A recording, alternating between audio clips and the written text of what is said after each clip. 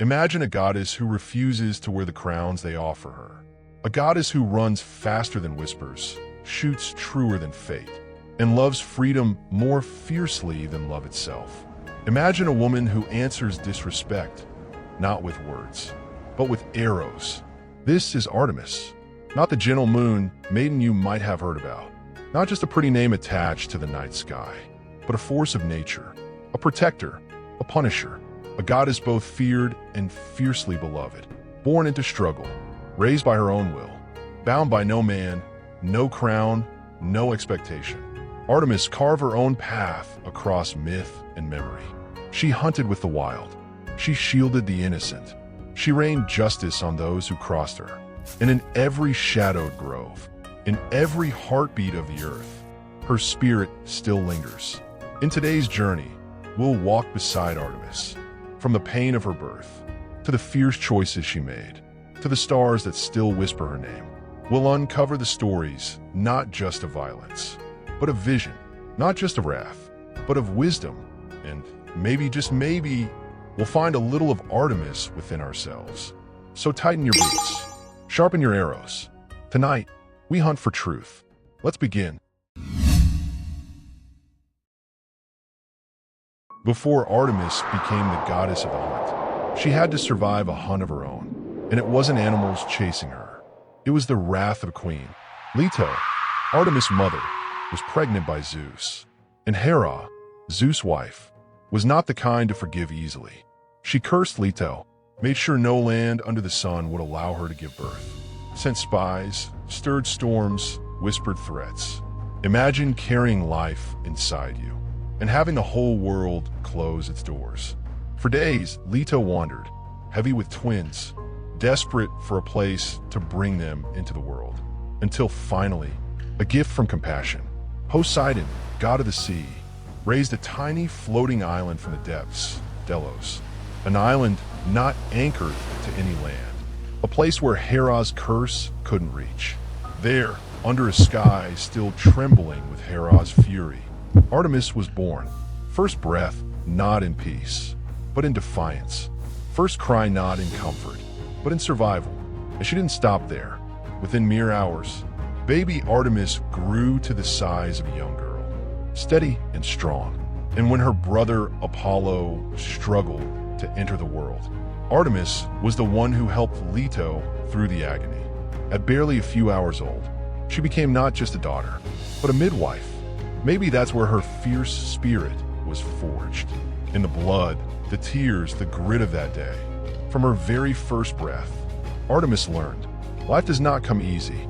It must be fought for, protected, cherished, and sometimes defended with fire. It's a reminder we all carry deep down, that our beginnings, no matter how painful, don't define our limits. They define our strength. And Artemis, she carried that lesson with her always. In her choices, in her vows, in the life she carved out. Fiercely free, because witnessing the agony of birth up close taught her something else too. Something that would set her apart from almost every other god and goddess. The vow that would define her existence. The vow of eternal freedom. Let's step into that choice next. Some vows are whispered softly. Others are forged in fire. Artemis made hers, with the memory of blood and the weight of survival still fresh in her bones. After witnessing the pain of childbirth, the tearing, the screaming, the sacrifice, at just 6 hours old, Artemis knew one thing for certain. She would never let that happen to her. Not the agony, not the vulnerability, not the chains. She went to Zeus, her father, king of gods, master of storms, and made a request not of fear, but of fierce clarity. I want, she said, to remain untouched, to hunt, to run free, to belong to no man, no chain, no expectation. And remarkably, Zeus said yes. Imagine that, in a world that worshipped marriage, motherhood, and feminine submission. A young goddess stood up and chose something radically different. Today, we still wrestle with the idea that fulfillment must look a certain way. Marriage, children, settling down. And if you don't choose that path, you're questioned, pitted, feared. But Artemis reminds us, there's no shame in choosing differently, no weakness in wanting your life to be your own. Freedom isn't the absence of love, it's the presence of self. And Artemis chose to love herself, enough to walk her own wild path. But she didn't walk alone. With Zeus' blessing, she gathered a band of companions, young women like herself, fierce and free, and roamed the forests and mountains. Together, they became more than just a hunting party. They became a movement, a sisterhood of independence, a celebration of living untamed. And yet, even in this freedom, Artemis never forgot the delicate balance of the wild world she loved. She wasn't just a hunter. She was a protector, a guardian of creatures too small to defend themselves, and a fierce avenger of those who harmed them. Because true freedom isn't just about taking what you want. It's about protecting what you cherish. And Artemis was about to show the world what happens when someone dares to threaten what she holds sacred. Let's step into the wilderness with her and meet the sacred beasts she called her companions. Freedom brought Artemis many gifts. One of the greatest was her bond with the wild. Not tamed, not owned, but honored. Zeus, perhaps feeling a rare moment of generosity, granted Artemis not only her vow of virginity, but the tools of her chosen life. A silver bow, a quiver of endless arrows, a retinue of nymphs who would follow her path, and most wondrous of all, a gift few could ever dream of: 5 golden horned deer, towering beasts larger than bulls, with hooves of bronze and breath like fire. She took 4 of them, harnessed them to her chariot, and let the 5th run free. A single deer, forever roaming the wilds, forever untouched. It was a symbolic choice. Even at her strongest, Artemis left a piece of freedom untouched. A reminder that power does not mean possession. That love, true love, leaves room to run. We often think that to care for something means to control it, to cage it, to claim it. But Artemis teaches us differently. True guardianship is standing close enough to protect, but far enough to let live. This balance wasn't just poetry for Artemis. It was a code, a sacred law she enforced fiercely when humans overstepped, when pride made them hurt what was sacred. Artemis responded not with mercy, but with justice as swift as an arrow through the heart. Even mighty heroes weren't exempt.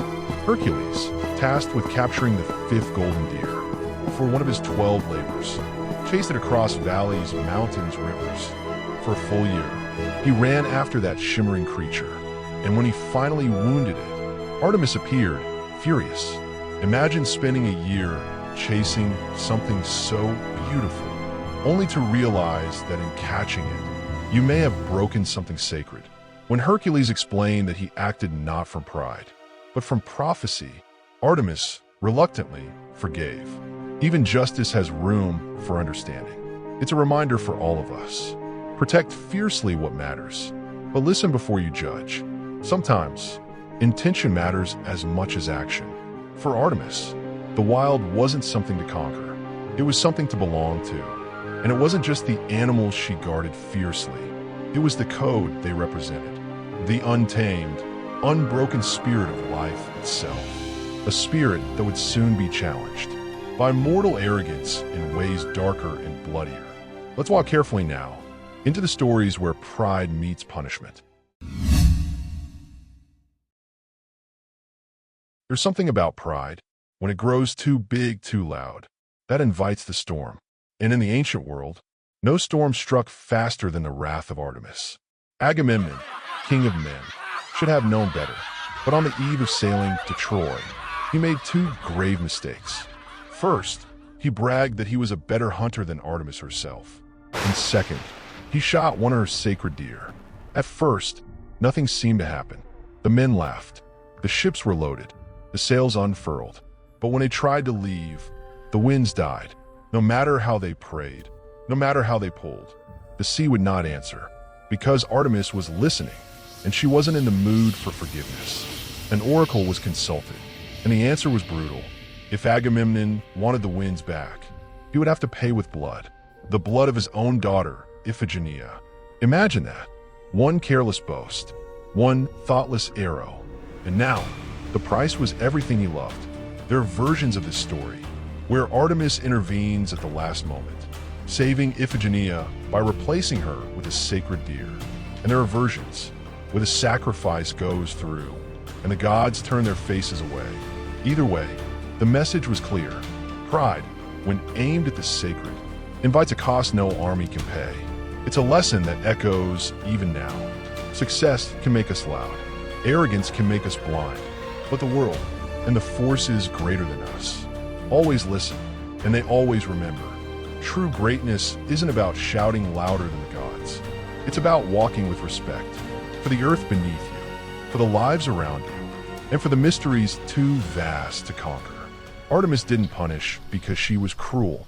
She punished because pride is the enemy of the wild, and to protect the sacred, sometimes justice must come swift and without apology. But Artemis wasn't only the sword. She was also the shield, a guardian not just of sacred animals, but of the vulnerable, the voiceless, and those too small to fight for themselves.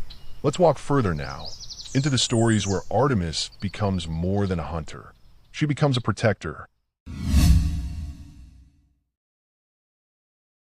When we think of Artemis, it's easy to imagine the hunter, swift, silent, deadly.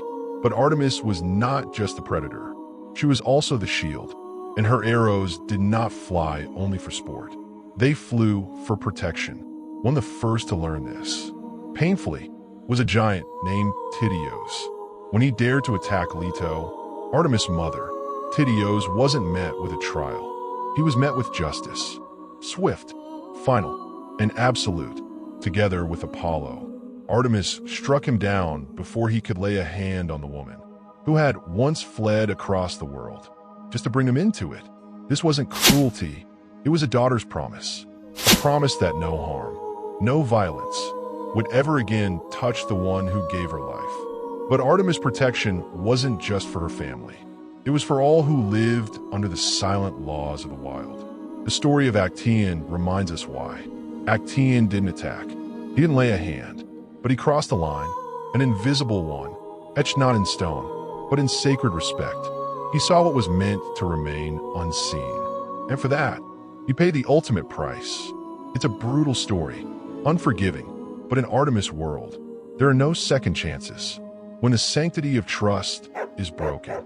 Today, we don't transform each other into stags, but betrayal still carries a price. And respect, true respect, still matters.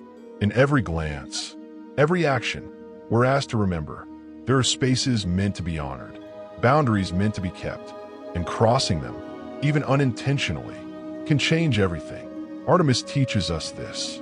Protection isn't passive. It's active. It's fierce.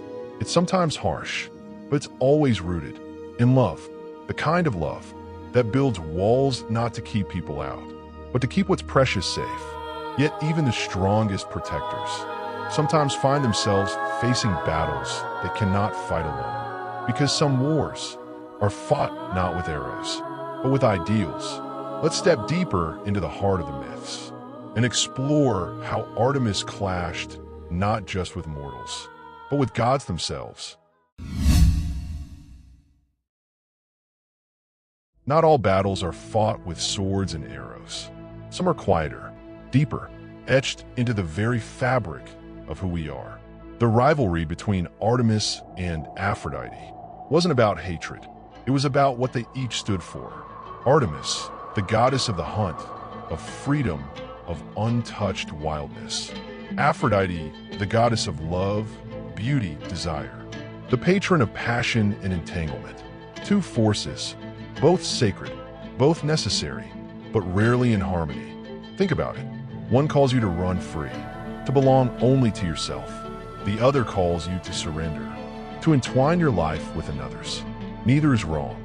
Both are human. But for Artemis, there was no room for compromise. The clash came to a head in the story of a young woman named Hippolytus.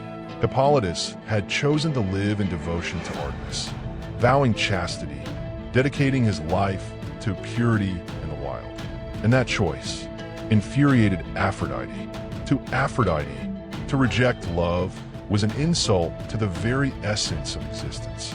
And so, she orchestrated a tragedy, manipulating those around Hippolytus, weaving betrayal, misunderstanding, heartbreak, until at last he fell. Artemis, heartbroken, vowed revenge. She didn't raise an army. She didn't scream to the heavens.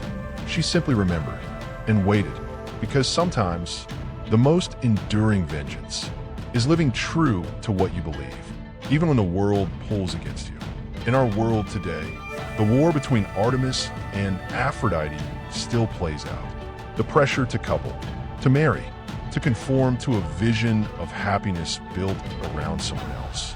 And yet, there are those who choose a different kind of love. The love of the self, the love of the wild within. Neither path is wrong, but each demands a choice.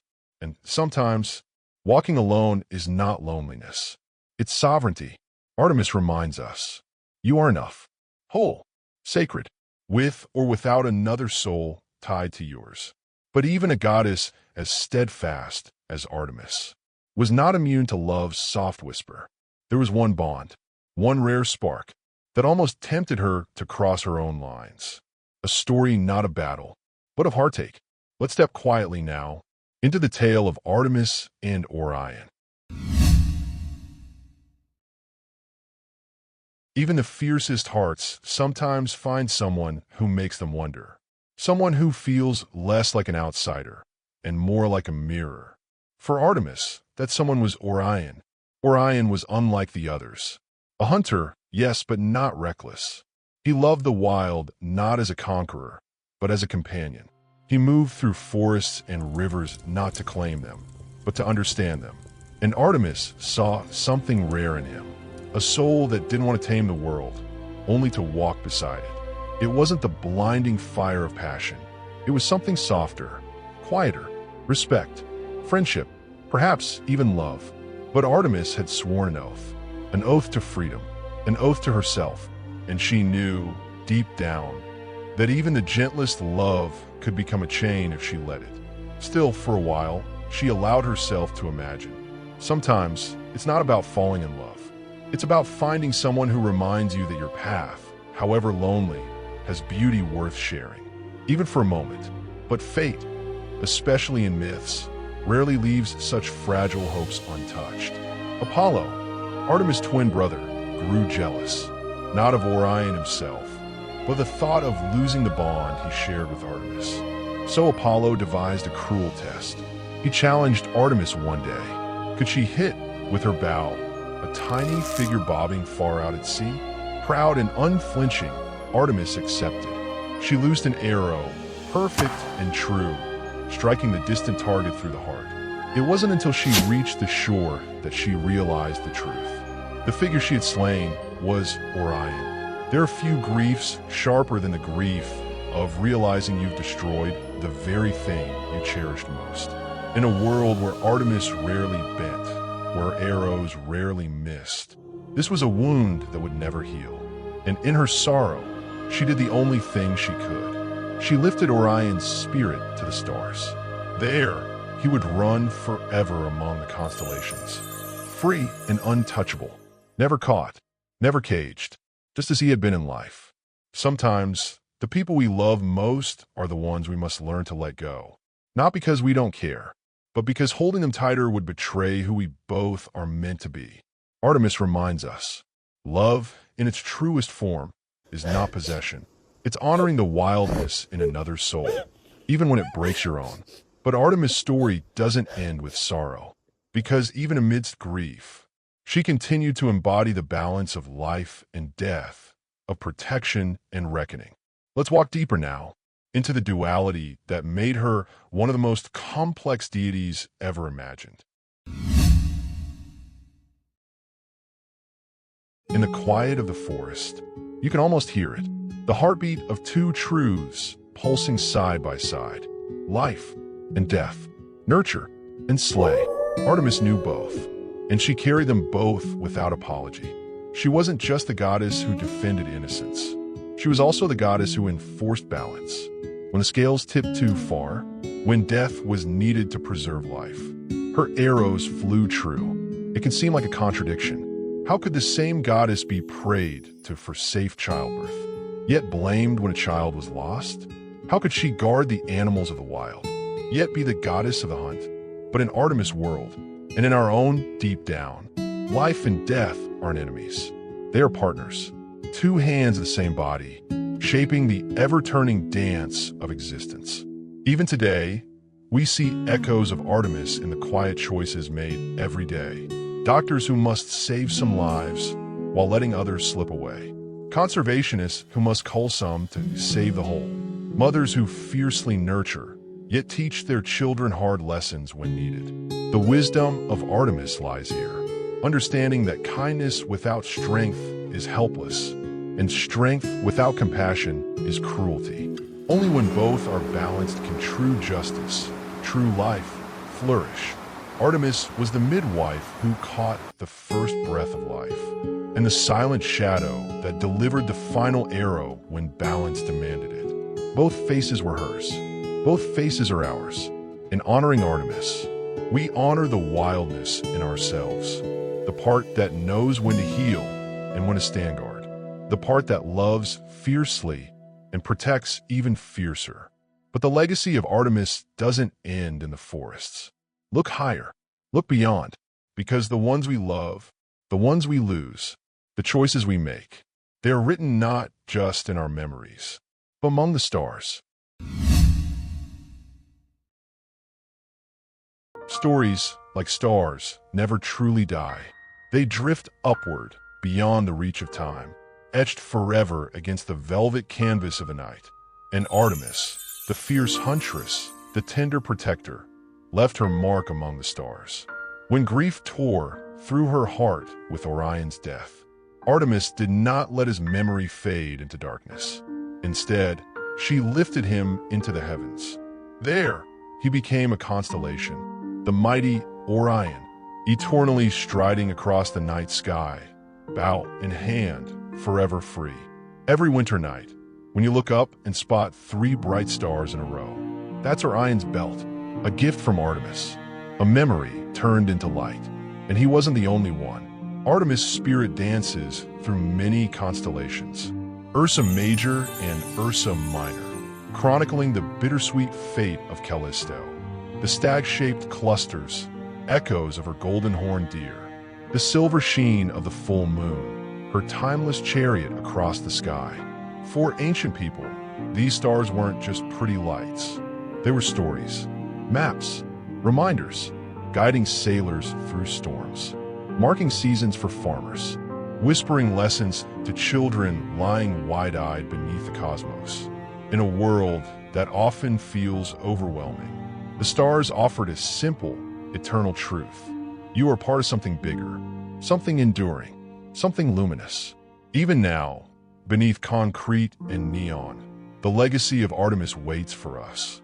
Every time we stand up for ourselves, every time we protect the vulnerable, every time we walk our own path under the endless sky, she is there, in the fierce pull of the wild within you, in the quiet strength it takes to be both gentle and unbreakable. Artemis teaches us that no life, no love truly vanishes. It transforms, it shines, it guides, if we're brave enough to look up and remember. And perhaps the greatest gift of Artemis is not the story she left behind, but the wild, unwavering spirit she planted within each of us. Let's bring it home now and see how her ancient lessons still speak to our modern lives. The myths of Artemis aren't just stories carved into stone or scattered among the stars. They're seeds, planted deep in the soil of our spirits, waiting, growing, calling. In every moment we stand up for what we believe in, Artemis smiles. In every choice to walk alone rather than follow a path that doesn't fit, she stands a little taller within us. In every act of fierce protection for the voiceless, for the forgotten, for the wild and the vulnerable, her spirit lives again. Today, being an Artemis means many things. It means choosing yourself, even when the world demands you belong to someone else. It means fighting for nature for oceans, forests, and creatures with no voices. It means protecting your boundaries without apology. It means walking away from expectations and walking toward your truth. And maybe most importantly, it means understanding that nurturing and fierceness aren't opposites. They are two wings of the same bird, two notes of the same song. Compassion isn't weakness. Boundaries aren't cruelty. Artemis shows us you can be wild and wise, strong and soft, loving and unyielding, all at once. You don't have to fit into one story. You can write your own. You can be the protector, the healer, the warrior, the wanderer. You can be Artemis in your own beautiful way. So the next time you feel lost, the next time the world feels too loud, too demanding, too heavy, look up, find Orion's belt, feel the pull of the wild inside you. And remember, you're already enough. You're already free. The spirit of Artemis is already yours to carry. If this journey through the life and spirit of Artemis touched something inside you, don't forget to like this video, leave a comment sharing your own wild dream, and subscribe to A God Circle, where myths aren't just remembered, they're reborn. Thank you for walking with us. Until next time, keep your arrows sharp and your heart even sharper.